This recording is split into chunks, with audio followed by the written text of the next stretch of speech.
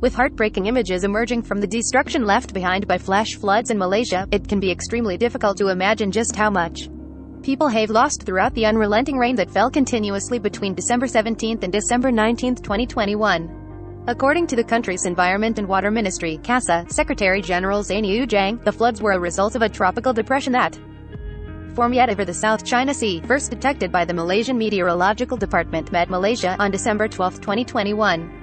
Unprepared for the unexpected. Image, Reuters, Bangkok Post. However, no one expected the rain to incur such disastrous outcomes when it made landfall in peninsular Malaysia, making its entrance through the state of Pahang and on towards the rest of the peninsula. It is an exception, because normally during the monsoon season, only states in the east coast would receive heavy rain, but this time, the entire peninsula, especially the central east coast and northern peninsula regions, are receiving continuous heavy rain, said the Secretary General in a press conference on December 19. Image, AFP, the Jakarta Post. The annual rainfall in Kuala Lumpur is 2,400 millimeters, and this means yesterday's December 18 rainfall has exceeded the average rainfall for a month. It is something beyond expectations and only occurs once every 100 years, he said. As rescue efforts continue throughout the worst-hit areas, such as Klang and Shah Alam, people are left wondering how long it will take for everyone to see some semblance of normalcy again, especially considering the intense outrage caused by the government's seemingly lackluster initial response to the flooding. Loss of life and livelihood. Image, The Associated Press, China Daily. State-run news agency Bernama pegs the total figure of displaced peoples to 41,000 throughout the entire peninsula.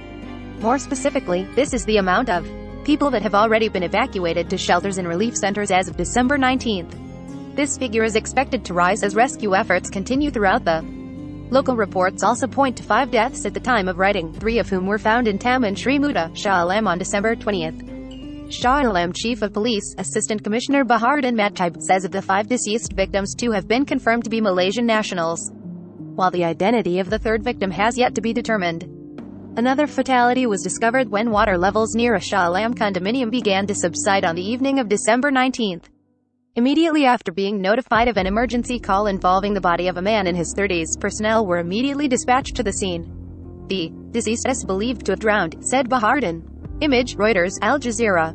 The 5th fatality, a 34-year-old man, was found in Pahang on December 20. He had reportedly been traveling in a car heading towards Pekan from Kuantan. After losing control of the car, his body was retrieved by the local fire and rescue department a day later. The car itself was found submerged 100 meters near the bridge where the accident occurred. All in all, 7 states and 1 federal territory have been affected by the major floods, including Kelantan, Terengganu, Pahang, Malacca, Negeri Sembilan, Selangor, Perak, and Kuala Lumpur. Read more life stories. 14 initiatives you can support to help flood victims in Malaysia. How to drive your car through a flood. Here are 7 helpful tips.